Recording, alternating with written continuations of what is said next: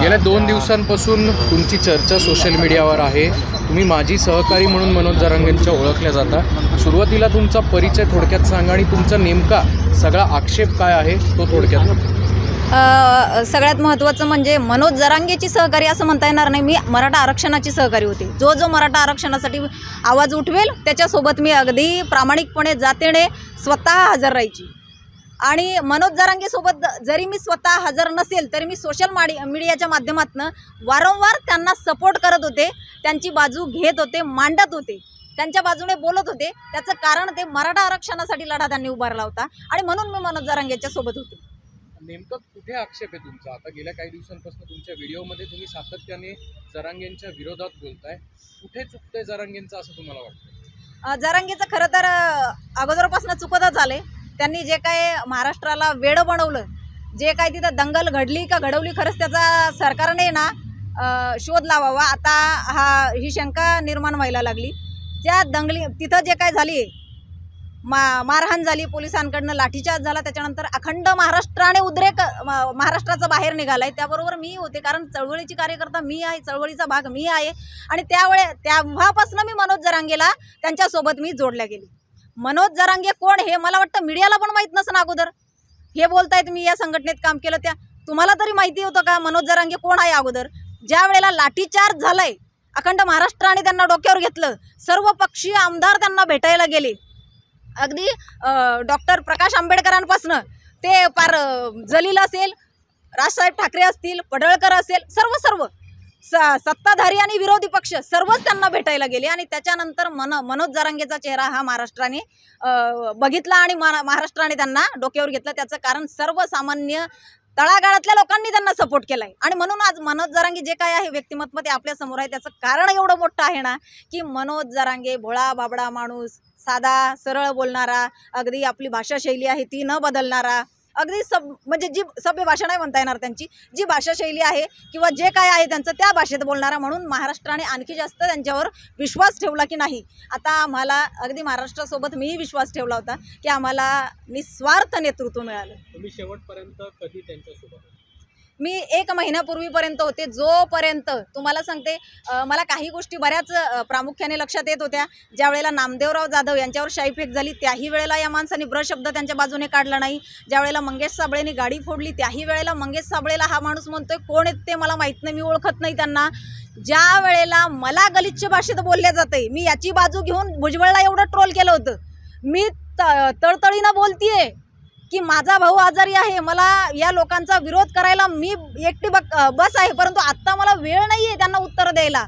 मला ही लोक फेसबुकला फोन करतायत, व्हॉट्सअपला कॉलिंग करतायत, मला गलिच्छ भाषेत बोलण्यात येते, माझ्या लेकींना बोलण्यात येते. तुम्ही फक्त याच्या सोशल मीडिया 24 तास तुमच्यासोबत होती, तुम्हाला काय मीडिया बोलवायची गरज नव्हती.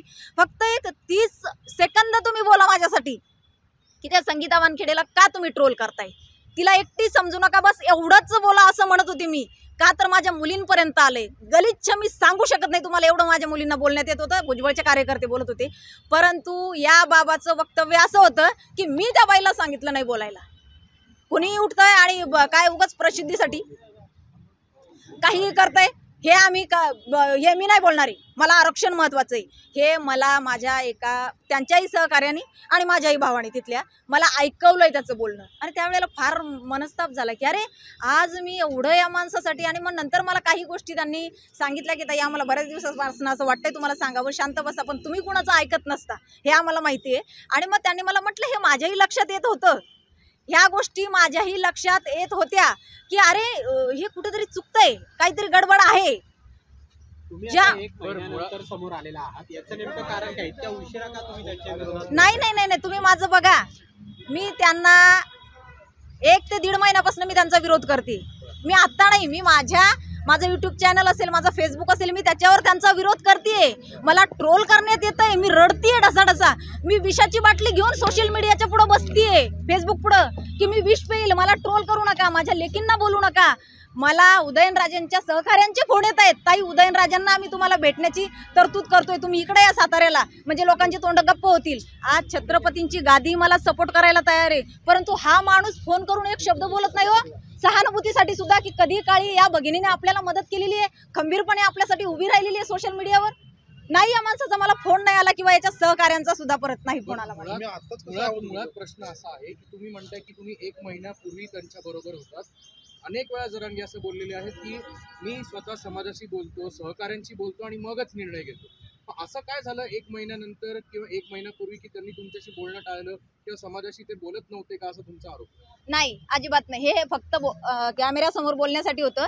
तिथल्या सहकाऱ्यांनी सगळ्यात महत्त्वाचं बारसकर महाराजांनी त्यांनी सांगितलंय, तुम्ही सगळ्यांनी बघितलंय काल, त्यांनी सुद्धा त्यांच्या मुलाखतीमध्ये त्यांच्या बाईटमध्ये सांगितलंय की काहीही कुणालाही विश्वासात घेत नव्हते. ते फक्त एकच फोन यायचा आणि त्यालाच विश्वासात घ्यायचे आणि त्याला शरद पवाराचा असणार आहे. हो, कुणाचं असणार आहे तुम्ही प्रामुख्याने बोलते.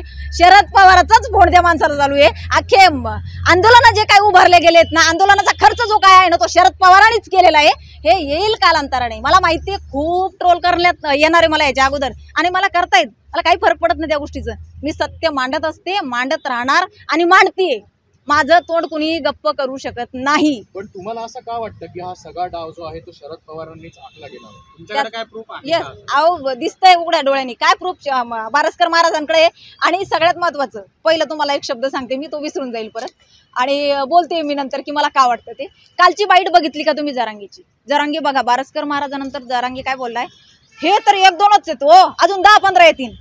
आलेले आहेत बाहेर. काय होतं माहिती का, करोडो मराठा समाज त्याच्या सोबत होता. कोण यांना अंगावर घेईल म्हणून लोक घाबरत होते. मला पण सल्ला देत होते की ताई मुलींकडे लक्ष द्या, तुम्ही सिंगल मदर आहे, जाऊ द्या, हो खूप गलिच्छ बोल, तुमची गरज आहे, तुम्ही त्याच्याकडे लक्ष द्या. हे मला प्रामुख्याने समाजातले काही विद्वान व्यक्ती सांगत होते, अभ्यासू व्यक्ती सांगत होते. पण मी खरं बोलायला भीत नसते. असू दे, काय होईल ते होईल, मी शांत बसणार नाही. का बरं यांना काल सांगण्याची गरज पडली की 10-15 जण आणखी येणारे बाहेर? कारण यांचे मतं पटलेले नाहीत आणि फुटलेले आहेत सहकारी, आणि ते बाहेर येणार आहेत हळूहळू. बाहेर 100% येणार आहे. राहिला विषय की तुम्हाला का वाटते, ज्या वेळेला सर्व पक्षाचे आमदार, खासदार, पुढारी, सगळे काही आधी आजी माझी सर्व ज्यांना भेटायला गेले होते, यांनी कुठल्याही पक्षाच्या नेत्याला एवढं आवर्जून, एवढं म्हणजे नाही का आत्मीयतेने कुणालाच उत्तर दिलं नाही, किंवा यांची जी भाषा होती ती अरेरावीचीच भाषा, बरोबर. परंतु शरद पवार गेल्यानंतर यांची भाषा बघा. शरद पवार ज्या वेळेला बोलले, नाही मला बसायचं नाही, मला उभं राहून बोलायचं. राज ठाकरे पण बोलले होते, राज ठाकरे पण बसून नाही बोलले हो. मी कुठल्या पक्षाचे नाही, पुन्हा एकदा सांगते, फक्त मी जे बघितलं त्याच्यावर बोलतीये. हे यांचं वक्तव्य जे होतं ना, बाबाओ साहेबाची काय एनर्जी, साहेबाची एनर्जी दिसली का तुला? बाकीच्यांना एनर्जी नव्हती. म्हणजे हे कुठेतरी लक्षात येत होतं, परंतु असं वाटायचं मराठ्यांना आरक्षण भेटतंय ना, मरू दे, जाऊ दे, या गोष्टीकडे कानाडोळा करू. असं नाही, लक्षात येत नव्हतं, लक्षात येत होतं. परंतु जर फुटल्या गेलो तर नको. एक तर मराठा एवढ्या वर्षानंतर एकत्र आला होता, एवढ्या वर्षानंतर एकत्र आले होते, कुठेतरी एकमत झालं होतं, आणि आता नाही फुटायचं आपल्याला, मरू दे, जाऊ दे असं म्हणून तोपर्यंत त्यांच्या सोबतच होते हो मी. पण ज्या वेळेला काही गोष्टी लक्षात आल्या की हा माणूस फक्त राष्ट्रवादीच्या कार्यकर्त्यावर ज्या वेळेला गुन्हे दाखल होतात, अंतरावली सराटीमध्ये दगडफेक करणाऱ्या ज्याच्या घरामध्ये जिवंत काडतूस सापडले, त्याच वेळेला याचा उद्रेक बाहेर निघाला. आमच्या कार्यकर्त्यांना अटक करायची नाही. फक्त तेच राष्ट्रवादी शरद पवारांच्या गटाचेच तुझे कार्यकर्ते आहेत का? पुण्यामध्ये जर बघितले बॅनर कुणी लावलेले होते? राष्ट्रवादीच्या पदाधिकाऱ्यांनी. बरं, या माणसाचा मला याच्यावर जायचं नाही, हिंदू मुस्लिम वगैरे मला याच्यावर जायचं नाही, पण मला मात्र माझ्या छत्रपतींची शिकवण आहे आणि मला ती मांडायची आहे. छत्रपतींनी स्वराज्याची स्थापना, हिंदवी स्वराज्याची स्थापना पुण्यामध्ये केली. या माणसाने पण इथं आल्यावर यांचं स्वागत झालं. यांचं स्वागत कुठं झालं बघितलं असेल मीडियावाल्यांनी. यांचं स्वागत कुठं, त्या काय मस्जिद होती का काय होती ती, दर्गा काय होतं तिथं यांचं स्वागत झालेलं. टोपी घालून हे अख्खं पुन्हा फिरलेत. ती काय बाकीचे देव मंदिरं काय बंद होते का यांच्यासाठी? का बरं तिथंच गेलेत? मग का नाही? कारण शरद पवार त्यांचा भक्त आहे ना, हा पण त्यांचाच भक्त आहे. जे शरद पवाराला पाहिजे तेच या माणसाने केलेलं आहे. प्रामुख्याने या सगळ्या म्हणणं आहे का की मनोज जरांगे जे बोलतात, त्यांची जी भूमिका आहे याच्या मागे खरा सूत्रधार कोणी आहे? शरद पवारच आहे, स्पष्टपणे सांगते मी.